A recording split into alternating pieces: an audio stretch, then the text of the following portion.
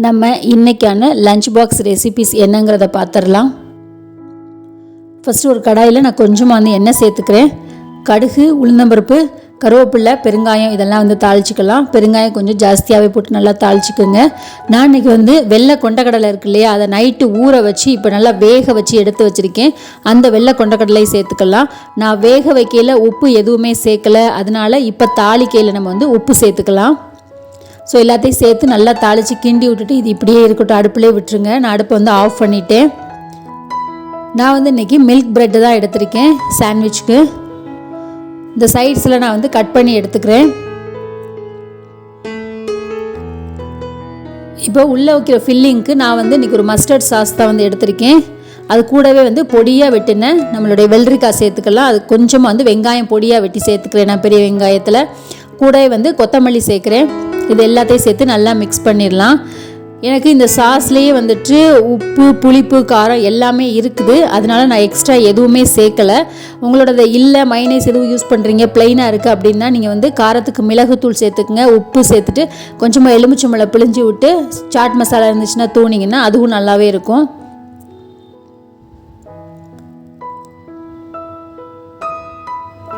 இதை நான் இன்றைக்கி ட்ரையாங்கிள் ஷேப்பில் அப்படியே கட் பண்ணி எடுத்துக்கிறேன்.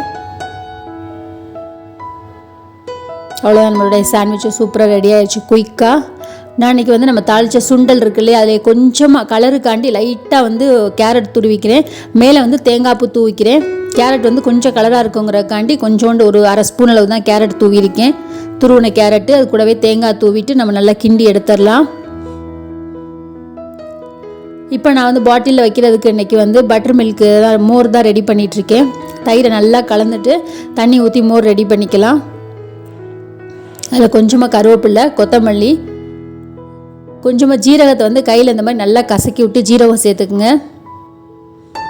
கூட மோருக்கு தேவையான உப்பை சேர்த்துடலாம். அவ்வளோதாங்கிட்டு நம்மளுடைய மோரும் ரெடி ஆயாச்சு.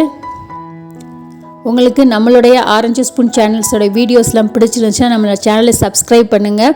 வீடியோஸ் லைக் பண்ணுங்கள். உங்கள் ஃப்ரெண்ட்ஸ் அண்ட் ஃபேமிலிக்கெலாம் ஷேர் பண்ணுங்கள். இந்த லஞ்ச் பாக்ஸ் வீடியோஸ்லாம் அவங்களுக்கு ரொம்பவே யூஸ்ஃபுல்லாக இருக்கும்.